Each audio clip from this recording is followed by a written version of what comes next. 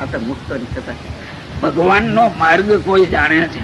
આ તો 5 રૂપિયા ધર્માદાના દીધા, મંદિરે જઈ આવ્યા એટલે જાણે હું અક્ષરધામ નો અધિકારી થઈ ગયો. હે, કર્તવ્ય બદલવું જોઈએ ને, એની રીતિ બદલવી જોઈએ.